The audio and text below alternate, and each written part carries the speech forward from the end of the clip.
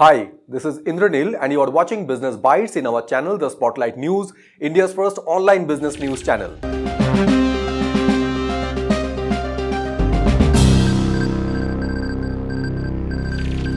In today's Business Bites, first news we have, InsurTech startups now started offline route as doorstep service to generate business. Second news we have, Bombay Dyeing and Britannia got their director Jay Wadia back in the company board. Third news we have, Reliance brand is exiting from their Italian denim brand partnership Replay and Dutch brand G-Star Raw. Fourth news we have, contract manufacturer Dixon Technologies made a joint venture with Vivo for manufacturing smartphones. And fifth news we have, Hinduja Group to complete the acquisition of Reliance Capital by March 2025 and will focus on growth. In first news, InsurTech startups who are majorly work on digital platform for generating business now started traditional doorstep services as well. Digital InsurTech startups like Policybazaar had built a business around selling insurance virtually instead of relying on agents to sell insurance policies through doorstep visits. But now they started setting up an army of field agents to sell insurance policies by giving doorstep traditional way of service. The Gurugram-based Policybazaar presently having around 250,000 physical agents, and with this sales force, their parent company PB Fintech has posted nearly 400 crore of revenue in the July-September quarter of financial year 2024. Another major player in this segment, Insurance Dekho, is having around 2 lakh agents on the ground and registered total revenue of 743 crore with net profit of 85 crore in financial year 2024, who are now on the way to acquire their smaller rival Renew-Buy. On the other side, Mumbai-based Turtle Mint claims to have 4 lakh physical agents with them, and with these numbers of point of sales by the InsurTech startups has shown a better traction in creating sales force on ground compared to the traditional companies doing the agent-based insurance business for a longer period of time. In second news, Bombay Dyeing and Britannia's parent Wadia Group has got their director Jahangir Wadia, known as Jay Wadia, back in the system. Mr. Jay Wadia, the younger son of the Wadia Group's head Nusli Wadia, has rejoined the board of group companies after 3 years of gap. Mr. Jay Wadia abruptly quit all Wadia boards in March 2021 and settled in London when his father, Mr. Nusli Wadia, is heading the group from last 60 years to have now the time to infuse younger entrepreneurial energy from Jay Wadia within the family to work alongside the professionals.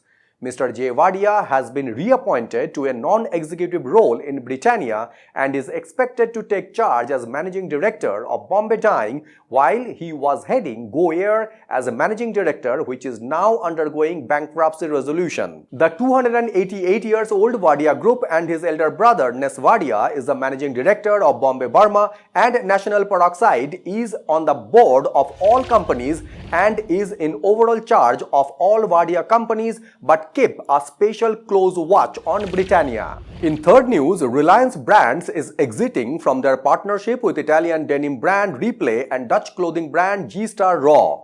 Reliance has started to shut stores of these brands because of weak demand for discretionary products, including these global apparel brands, and replacing them with their other international labels they have partnered with. The Netherlands-based G-Star partnered with Genesis Luxury to enter India a decade ago and came on Reliance Kitty after they bought Genesis in 2017. On the other hand, Reliance bagged exclusive distribution rights for Replay owned by Fashion Box in 2018, adding to their extensive denim portfolio, including brands like Gas, Diesel, Armani and Superdry. India is among most populous nation to attract global apparel brands, especially with youngsters increasingly embracing Western-style clothing. But this market is also getting crowded as most global rivals like Zara and H&M to Uniqlo and Gap has set up their stores in India separately.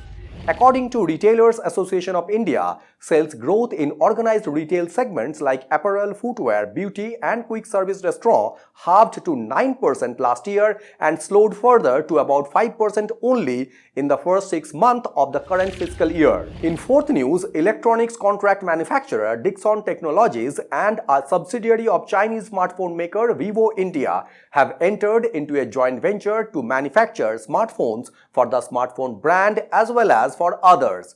In this joint venture, Dixon Technologies will hold 51% of the share capital, while Vivo India will have 49% of stake as per government minority shareholding policy for the Chinese smartphone makers.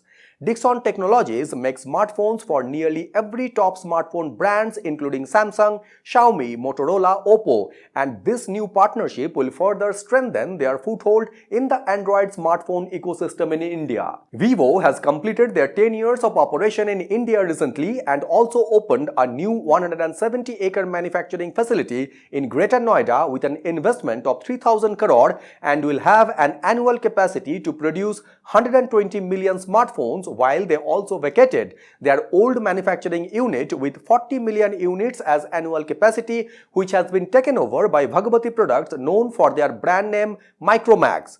Mobile phone manufacturing contributed over 57% to Dixon operating revenue in second quarter in current financial year, and the company's manufacturing division posted 9,444 crore as operating revenue with 308 crore as profit. And in fifth news, IndusInd International Holdings of Hinduja Group will complete the 9,861 crore acquisition of Reliance Capital by March 2025.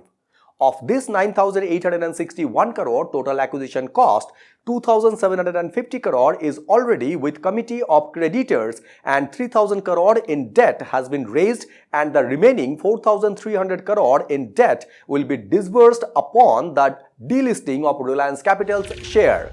IndusInd International Holdings Limited also intend to relist Reliance Capital along with their general and life insurance units separately within 2 years. As part of the NCLT resolution plan, IIHL can use the Reliance Capital brand for 3 years, though the company is planning to rebrand quickly under the IndusInd International Holdings umbrella.